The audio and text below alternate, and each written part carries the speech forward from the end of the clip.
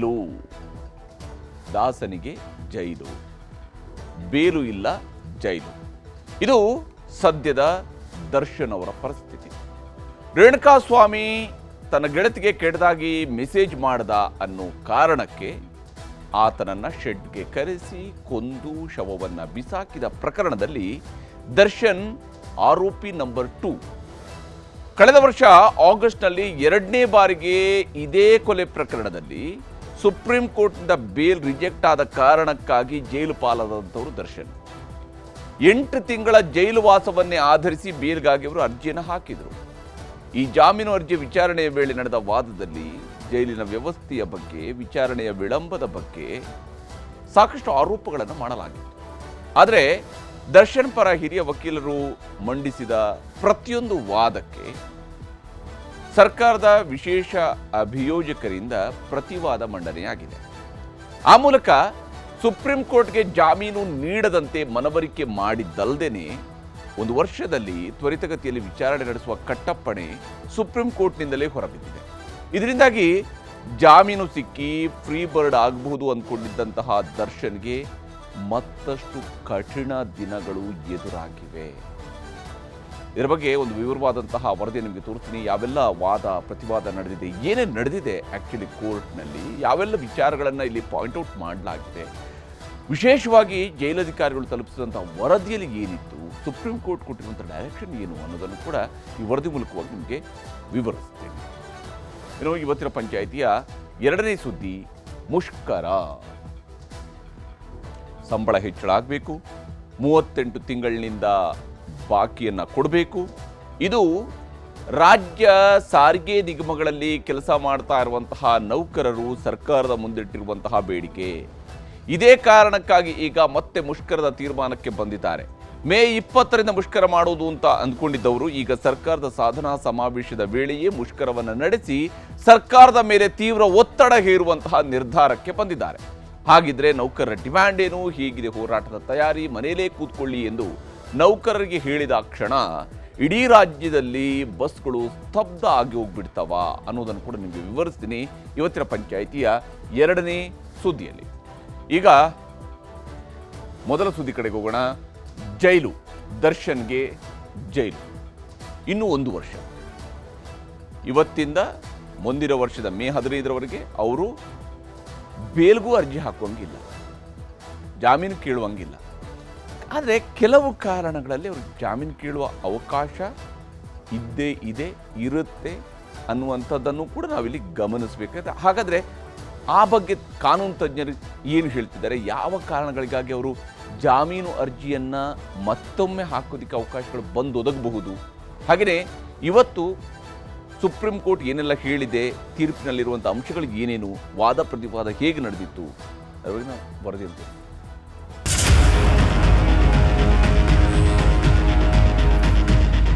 ಇವರು ನೇರವಾಗಿ ಅದರಲ್ಲಿ ಭಾಗಿಯಾಗಿದ್ದಾರಾ? ಇವತ್ತಿನಿಂದ ಮೇ 15 ಮುಂದಿನ ವರ್ಷದವರೆಗೂ ಕೂಡ ಜೈಲಲ್ಲೇ ಕಾಲ ಕಳಿಬೇಕಾದಂತಹ ಪರಿಸ್ಥಿತಿ ಇದೆ. ಕೇವಲ 10 ಸಾಕ್ಷಿಗಳ ವಿಚಾರಣೆ ಆಗಿದೆ, ಇನ್ನು 252 ಸಾಕ್ಷಿಗಳ ವಿಚಾರಣೆ ಬಾಕಿ ಇರೋದು. ಮಾಡಿದ್ದಾರೆ ಅಂತ ಅಪರಾಧ ಅಂತ ಸಿಕ್ಕಿದ್ರೆ ಅವರಿಗೆ ಒಂದು ಜೀವಾವಧಿ ಶಿಕ್ಷೆ ಅಥವಾ ಫಾಸಿ ಆಗ್ತದೆ. ದರ್ಶನ್ ಪಾಲಿಗೆ 1 ವರ್ಷ ಜಾಮೀನು ಬಾಗಿಲು ಬಂದ್, 1 ವರ್ಷ ಇಲ್ಲ ಬಿಡುಗಡೆ ಭಾಗ್ಯ, ಸೆರೆವಾಸವೇ ಗತಿ. ನಿನ್ ಲೆಕ್ಕದ ಪ್ರಕಾರ ಜಗತ್ ನಿಂತಿರೋದು ಪ್ರೀತಿ ಮೇಲೆ, ಆದ್ರೆ ನನ್ನ ಲೆಕ್ಕದಲ್ಲಿ ದುಡ್ಡಿನ ಮೇಲೆ. ಅದೇನೋ ಹೇಳ್ತಾರಲ್ಲ, ಗ್ರಹಚಾರ ಕೆಟ್ಟಾಗ ರಾಮೇಶ್ವರಕ್ಕೆ ಹೋದ್ರು ಶನೇಶ್ವರನ ಕಾಟ ತಪ್ಪಲ್ಲ ಅಂತ. ಈ ಮಾತು 100ಕ್ಕೆ 100 ಸತ್ಯ ಬಿಡಿ. ಯಾಕಂದ್ರೆ ದರ್ಶನ್ ಪರಿಸ್ಥಿತಿ ನೋಡಿದ್ರೆ ಈ ಗಾದೆ ಮಾತಿಗೂ ದರ್ಶನ್ ಪರಿಸ್ಥಿತಿಗೂ ಸರಿಯಾಗಿ ಸೂಟ್ ಆಗ್ತಿದೆ. ಏನೇ ಮಾಡಿದ್ರು, ಎಷ್ಟೇ ಬೇಡಿಕೊಂಡ್ರು, 10 ಕಾರಣ ಕೊಟ್ಟರು ಜಾಮೀನು ಅನ್ನೋದು ಕನಸಿನ ಮಾತಾಗಿದೆ. ಜೈಲಿಂದ ಹೊರಬರ್ತೀನಿ ಅನ್ನೋದು ಇನ್ನೊಂದು ವರ್ಷ ದರ್ಶನ್ ಪಾಲಿಗೆ ಮರೀಚಿಕೆಯೇ ಬಿಡಿ. 8 ತಿಂಗಳ ನಂತರ ಸುಪ್ರೀಂ ಕೋರ್ಟ್ ಮೆಟ್ಟಿಲೇರಿದ್ದ ದರ್ಶನ್ ಬೇಲ್ ಸಿಕ್ಕೇ ಸಿಗುತ್ತೆ ಅನ್ನೋ ನಿರೀಕ್ಷೆಯಲ್ಲಿದ್ರು. ಆದರೆ ಆಗಿದ್ದೇ ಬೇರೆ. ಪಾಪಿ ಸಮುದ್ರಕ್ಕೆ ಹೋದ್ರೂ ಮೊಣಕಾಲುದ್ದ ನೀರು ಅನ್ನೋ ಹಾಗೆ ದರ್ಶನ್ ಪಾಲಿಗೆ ಅಲ್ಲೂ ನಿರಾಸೆ ಎದುರಾಗಿದೆ.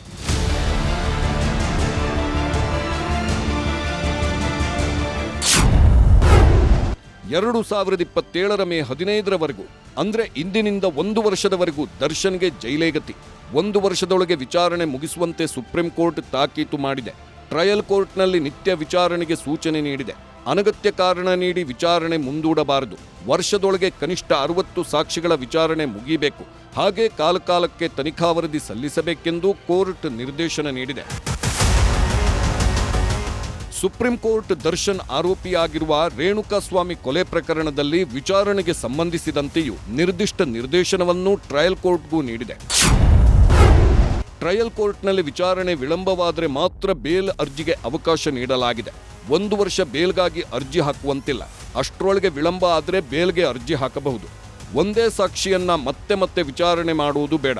ಟ್ರಯಲ್ ಕೋರ್ಟ್ಗೆ ರೆಗ್ಯುಲರ್ ಜಡ್ಜ್ ನೇಮಿಸಿ ಕೇಸ್ ವಿಚಾರಣೆ ನಡೆಸುವಂತೆಯೂ ಸುಪ್ರೀಂ ಕೋರ್ಟ್ ತಾಕೀತು ಮಾಡಿದೆ. ಸುಪ್ರೀಂ ಕೋರ್ಟ್ನಲ್ಲಿ ಜಾಮೀನು ನಿರೀಕ್ಷೆಯಲ್ಲಿದ್ದ ನಟ ದರ್ಶನ್ಗೆ ನಿರಾಸೆ ಎದುರಾಗಿದೆ. ಸುಪ್ರೀಂ ಕೋರ್ಟ್ನ ದ್ವಿಸದಸ್ಯ ಪೀಠದಲ್ಲಿ ಇಂದು ದರ್ಶನ್ ಜಾಮೀನು ಅರ್ಜಿ ವಿಚಾರಣೆಗೆ ಕೂಡ ಬಂದಿತ್ತು. ಅರ್ಜಿ ವಿಚಾರಣೆ ನಡೆಸಿದಂತ ಸುಪ್ರೀಂ ಕೋರ್ಟ್ ಈ ಒಂದು ಅರ್ಜಿಯನ್ನು ಇತ್ಯರ್ಥ ಕೂಡ ಪಡಿಸಿದೆ. ಅಲ್ಲದೆ ಟ್ರಯಲ್ ಕೋರ್ಟ್ನಲ್ಲಿ ಈಗಾಗಲೇ ಕೊಲೆ ಪ್ರಕರಣದ ವಿಚಾರಣೆ ಕೂಡ ನಡೀತಾ ಇದೆ.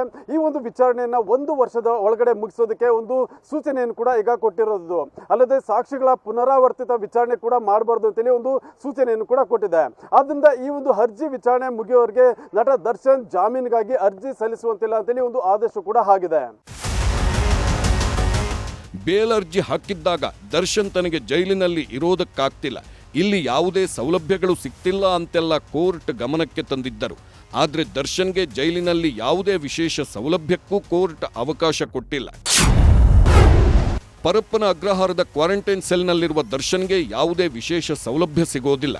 ಇತರೆ ಕೈದಿಗಳಂತೆ ಸೌಲಭ್ಯ ನೀಡಲು ಸೂಚಿಸಲಾಗಿದೆ. ಜೈಲಿನ ನಿಯಮಾವಳಿ ಪ್ರಕಾರವೇ ನೀಡುವಂತೆ ಕೋರ್ಟ್ ತಾಕೀತು ಮಾಡಿದೆ. ಪರಪ್ಪನ ಅಗ್ರಹಾರ ಜೈಲಿನಲ್ಲಿರುವ ನಟ ದರ್ಶನ್ಗೆ ಜೈಲಿನ ಮೂಲಭೂತ ಸವಲತ್ತುಗಳನ್ನು ಕಲ್ಪಿಸಬೇಕು ಅಂತೇಳಿ ಸುಪ್ರೀಂ ಕೋರ್ಟ್ ಒಂದು ಸೂಚನೆ ಕೂಡ ಕೊಟ್ಟಿದೆ.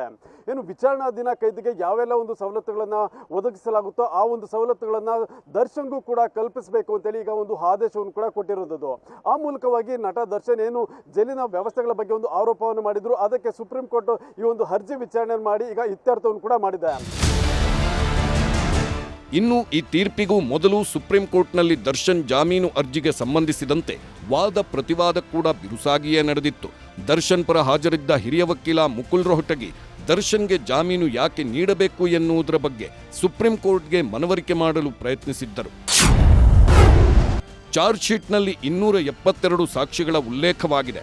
ಕಳೆದ 7 ತಿಂಗಳಲ್ಲಿ ಕೇವಲ 10 ಸಾಕ್ಷಿಗಳ ವಿಚಾರಣೆಯಷ್ಟೇ ಆಗಿದೆ. ಕಳೆದ 3-4 ತಿಂಗಳಲ್ಲಿ ವಿಚಾರಣೆಯೇ ನಡೆಯುತ್ತಿಲ್ಲ. ಕ್ವಾರಂಟೈನ್ ಸೆಲ್ನಲ್ಲಿಟ್ಟಿರುವ ಕಾರಣಕ್ಕೆ ಇತರೆ ಕೈದಿಗಳ ಭೇಟಿಗೆ ಅವಕಾಶವಿಲ್ಲ ಎಂದು ವಾದ ಮಂಡಿಸಿದ್ದರು. ಅಲ್ಲದೆ ಕೇಸ್ನ ಬಗ್ಗೆ ವಿಚಾರಣೆ ವಿನಾಕಾರಣ ವಿಳಂಬ ಆಗುತ್ತಿದೆ ಎಂದು ಕೋರ್ಟ್ ಗಮನಕ್ಕೆ ತರುತ್ತಿದ್ದಂತೆಯೇ ಸರ್ಕಾರದ ಪರ ಹಾಜರಿದ್ದ ವಿಶೇಷ ಅಭಿಯೋಜಕರಾದ ಸಿದ್ಧಾರ್ಥ್ ಲೂಥ್ರಾ ಅದೆಲ್ಲವನ್ನ ಅಲ್ಲಗಳೆದರು. ದರ್ಶನ್ನನ್ನ ಕೋವಿಡ್ ದಿನಗಳಿಂದಲೂ ಕ್ವಾರಂಟೈನ್ ಸೆಲ್ನಲ್ಲೇ ಇಡಲಾಗಿದೆ. ಇತರೆ ಕೈದಿಗಳು, ಪತ್ನಿ, ಸ್ನೇಹಿತರ ಭೇಟಿಗೆ ಅವಕಾಶ ನೀಡಲಾಗಿದೆ. ದರ್ಶನ್ ಭೇಟಿ ಮಾಡಿದವರ ಫೋಟೋ, ವಿಡಿಯೋ ಇದೆ ಎಂದು ತೋರಿಸಿದ್ರು. ಕೇಸ್ ವಿಚಾರಣೆ ವಿಳಂಬ ಆಗಿರೋದು ದರ್ಶನ್ ಕಡೆಯಿಂದಲೇ. ಕೋರ್ಟ್ ಮುಂದೆ ನಾನಾ ಅರ್ಜಿಗಳ ಸಲ್ಲಿಕೆ ಮಾಡುತ್ತಿದ್ರು. ಹಾಸಿಗೆ, ದಿಂಬು, ಮನೆ ಊಟ ವ್ಯವಸ್ಥೆ ಸರಿಯಿಲ್ಲ, ಹೀಗೆ ಅರ್ಜಿ ಹಾಕಿದ್ರಿಂದ ವಿಳಂಬವಾಗಿದೆ ಎಂದು ಪ್ರಬಲವಾದ ಮಾಡಿದ್ರು. ಇನ್ನು ಬೇಲ್ಗಾಗಿ ಕೋರ್ಟ್ಗೆ ಹೋದ ದರ್ಶನ್ ಎಡವಿದ್ದೆಲ್ಲಿ ಎಂಬ ಪ್ರಶ್ನೆಗಳೂ ಮೂಡುತ್ತವೆ. ಬೇಲ್ಗೆ ಅರ್ಜಿ ಹಾಕೋದಕ್ಕೆ ಸಹಕೈದಿಗಳಿಂದ ಹಲ್ಲೆ ಆಗ್ತಿದೆ ಅನ್ನೋದೇ ಗ್ರೌಂಡ್ ಅಲ್ಲ.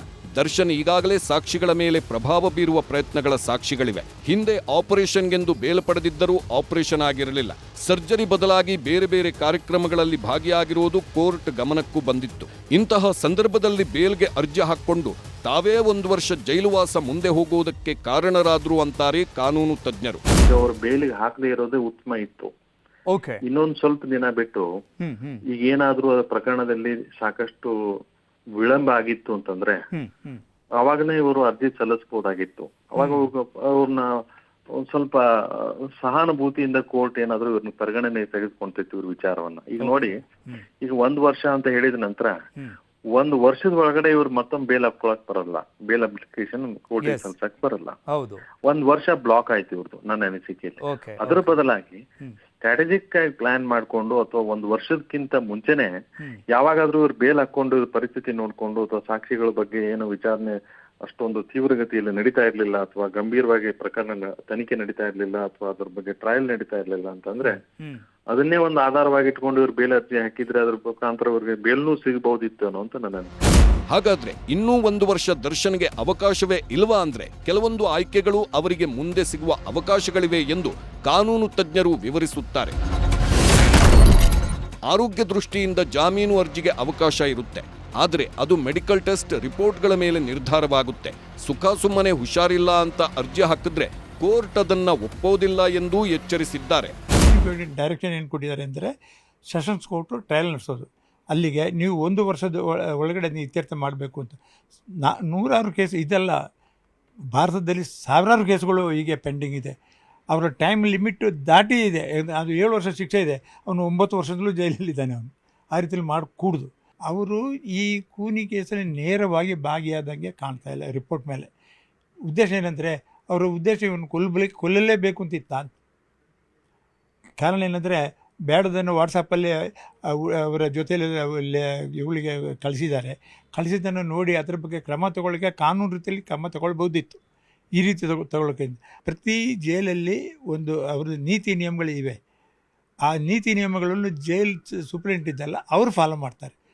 ಇಂಟರ್ವ್ಯೂ ಕೊಡೋದಾಗಲಿ, ಊಟ ತಿಂಡಿ ತರೋದಾಗಲಿ, ಬೇರೆಯವ್ರ ಹತ್ರ ಮಾತಾಡೋದಾಗಲಿ, ಅಥವಾ ಈಗ ಇನ್ನೊಂದು ಅವಕಾಶ ಮಾಡಿಕೊಟ್ಟಿದ್ದಾರೆ, ಅಧಿಕಾರಿಗಳ ಹಾಜರಿಯಲ್ಲಿ ಅವರು ಬೇರೆಯವರಿಗೆ ಮಾತಾಡ್ಬೋದು. ಯಾರಿಗೆ ಅಂದರೆ ಎಲ್ರಿಗೂ ಸಿನಿಮಾ ವಿಚಾರ ಇವು ಮಾತಾಡೋದಲ್ಲ. ಇದನ್ನು ಅವರು ನ್ಯಾಯವಾಗಿ ಕಾನೂನು ಪ್ರಕಾರ ಏನಾದರೂ ಒಂದು ವರ್ತಮಾನ ಕೊಟ್ಟು ಕಾನೂನು ಕೊಟ್ಟಿದ್ದಾರೆ, FIR ರಿಜಿಸ್ಟರ್ ಆಗ್ತಿತ್ತು ಅವ್ರ ಮೇಲೇ. ಅದು ಬಿಟ್ಟು ಇವ್ರನ್ನ ಎತ್ಕೊಂಡು ಬಾ ಅಂತ ಹೇಳಿದ್ರು. ಆಯಿತು, ಎತ್ಕೊಂಡು ಬಾ ಅಂತ ಹೇಳಿದ್ರು.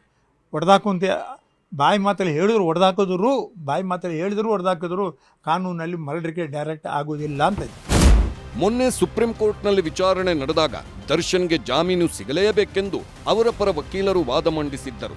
ಆಗ ದರ್ಶನ್ ಅವರ ವಕೀಲರು ಜೈಲಿನ ವಾತಾವರಣದ ಬಗ್ಗೆ ಕೋರ್ಟ್ ಗಮನಕ್ಕೆ ಕೆಲವೊಂದು ಅಂಶಗಳನ್ನು ತಂದಿದ್ದರು.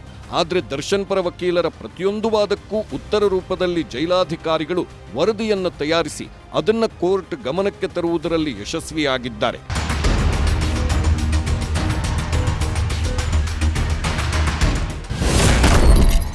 ಜೈಲಿನಲ್ಲಿ ಸಹಕೈದಿಗಳು ಬೆದರಿಕೆ ಹಾಕ್ತಿದ್ದಾರೆ ಎಂಬುದು ದರ್ಶನ್ ಮಾಡಿದ್ದ ಆರೋಪವಾಗಿತ್ತು. ಅದಕ್ಕೆ ಉತ್ತರ ಕೊಟ್ಟಿರುವ ಜೈಲಾಧಿಕಾರಿಗಳು ಜೈಲಿನಲ್ಲಿ ದರ್ಶನ್ಗೆ ಸಹಕೈದಿಗಳ ಸಂಪರ್ಕವೇ ಇಲ್ಲ, ಅಂದಮೇಲೆ ಬೆದರಿಕೆ ಹಾಕುವ ಪ್ರಮೇಯವೇ ಇಲ್ಲ ಎಂದಿದ್ದಾರೆ. ಜೈಲಿನಲ್ಲಿ ನಿಂದನೆ, ಮೂದಲಿಕೆ, ಪ್ರಚೋದನೆ ಆಗ್ತಿದೆ ಅಂತ ದರ್ಶನ್ ಕೋರ್ಟ್ ಗಮನ ಸೆಳೆದಿದ್ದರು. ಆದರೆ ಪ್ರತ್ಯೇಕ ಸೆಲ್ನಲ್ಲಿರುವ ದರ್ಶನ್ಗೆ ಇದ್ಯಾವುದೂ ಆಗ್ತಿಲ್ಲ ಅಂತ ಜೈಲಾಧಿಕಾರಿಗಳು ವರದಿ ಕೊಟ್ಟಿದ್ರು. ಹಾಗೆಯೇ ಜೈಲಿನಲ್ಲಿ ನನ್ನ ಜೀವಿಸುವ ಹಕ್ಕನ್ನು ಕಸಿಯಲಾಗಿದೆ ಎಂಬ ಆರೋಪಕ್ಕೆ ದರ್ಶನ್ ಕೇಸ್ ಗಂಭೀರವಾಗಿ ಪರಿಗಣಿಸಿದ್ದು ನಿಯಮಾವಳಿ ಪ್ರಕಾರವೇ ಎಲ್ಲಾ ಸವಲತ್ತು ನೀಡಲಾಗಿದೆ ಎಂದು ಜೈಲಾಧಿಕಾರಿಗಳು ವಿವರಿಸಿದ್ದರು.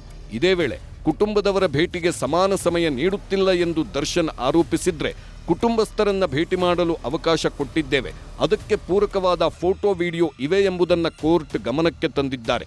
ಜೈಲಿನಲ್ಲಿ ಆಹಾರ, ಬಟ್ಟೆ ಪಡೆಯಲು ಬಿಡುತ್ತಿಲ್ಲ ಎಂಬ ಆರೋಪಕ್ಕೆ ಜೈಲಿನ ನಿಯಮಾವಳಿಯಂತೆ ಸೌಲಭ್ಯಗಳನ್ನು ನೀಡಲಾಗುತ್ತಿದೆ ಎಂದಿದ್ದಾರೆ. ಹೀಗೆ ದರ್ಶನ್ ಜಾಮೀನು ಅರ್ಜಿಯ ವಿಚಾರಣೆಯ ವೇಳೆ ಸರ್ಕಾರದ ವಿಶೇಷ ಅಭಿಯೋಜಕರು ಸಮರ್ಥವಾಗಿ ಪ್ರತಿವಾದ ಮಂಡಿಸಿ ದರ್ಶನ್ಗೆ ಜಾಮೀನು ಸಿಗದಂತೆ ನೋಡಿಕೊಂಡಿದ್ದಾರೆ. ಒಟ್ನಲ್ಲಿ ರೇಣುಕಾಸ್ವಾಮಿಯನ್ನ ಕೊಂದು ಶವವನ್ನ ಎಸೆದ ಆರೋಪ ಹೊತ್ತಿರುವ ದರ್ಶನ್ಗೆ ಸದ್ಯಕ್ಕಂತೂ ಜೈಲು ಕಂಬಿ ಎಣಿಸೋದು ಬಿಟ್ಟು ಬೇರೆ ಆಯ್ಕೆಗಳಿಲ್ಲ ಎಂಬಂತಾಗಿದೆ. Bureau report, news 18. ಹೀಗೆ ಈ ಪ್ರಕರಣದಲ್ಲಿ ದರ್ಶನ್ ಅವರು 8 ತಿಂಗಳ ಒಂದು ಗ್ರೌಂಡನ್ನೇ ಬಳಕೆ ಮಾಡಿಕೊಂಡು 8 ತಿಂಗಳಿಂದ ಜೈಲಲ್ಲಿದ್ದೀನಿ ಅನ್ನೋಂಥದ್ದೇ ಅಂಶವನ್ನೇ ಮುಂದಿಟ್ಟುಕೊಂಡು ಜಾಮೀನಿಗೆ ಅರ್ಜಿಯನ್ನೇನೋ ಹಾಕಿದರು. ಆದರೆ ಸುಪ್ರೀಂ ಕೋರ್ಟ್ ಇದನ್ನು ಬಹಳ ಕ್ಲೀನಾಗಿ ಅಬ್ಸರ್ವ್ ಮಾಡ್ತಾ ಇದೆ. ಅಷ್ಟೇ ಅಲ್ಲದೆ ಸುಪ್ರೀಂ ಕೋರ್ಟ್ ಇನ್ನೂ ಒಂದು ಅಂಶವನ್ನು ಇಲ್ಲಿ ಪಾಯಿಂಟ್ಔಟ್ ಮಾಡಿದೆ. ವಿಚಾರಣಾ ನ್ಯಾಯಾಲಯ ಟ್ರಯಲ್ ಕೋರ್ಟ್ ಅವರು ವಿಚಾರಣೆ ನಡೆಸಿದ ವಿಚಾರಗಳ ಬಗ್ಗೆಯೂ ಕೂಡ ಅಪ್ಡೇಟ್ಗಳನ್ನು ನಮಗೆ ಕಾಲಕಾಲಕ್ಕೆ ಕೊಡ್ತಾ ಬರಬೇಕು ಅನ್ನೋದು ಕೂಡ ಹೇಳಿದ್ದಾರೆ. ಹಾಗಾಗಿ ಸುಪ್ರೀಂ ಕೋರ್ಟ್ ಕೂಡ ದರ್ಶನ್ ಅವರ ಈ ಪ್ರಕರಣದಲ್ಲಿ ನಡೀತಾ ಇರುವಂತಹ ವಿಚಾರಣೆಯ ಮೇಲೆ ನಿಗಾ ಇಟ್ಟಿರುತ್ತೆ. ಈ ಎಲ್ಲ ಕಾರಣಕ್ಕಾಗಿಯೇ ಈಗ ಈ ಪ್ರಕರಣದಲ್ಲಿ ದರ್ಶನ್ ಬೇಲನ್ನು ಪಡೆಯೋದಕ್ಕೆ ಇನ್ನೂ 1 ವರ್ಷ, ಕನಿಷ್ಠ 1 ವರ್ಷ ಕಾಯಲೇಬೇಕಾಗುತ್ತೆ. 1 ವರ್ಷದ ಅವಧಿವರೆಗೆ ಜೈಲಲ್ಲಿ ಇರಲೇಬೇಕಾಗುತ್ತೆ. ಎರಡನೇ ಸುದ್ದಿ ಕಡೆಗೆ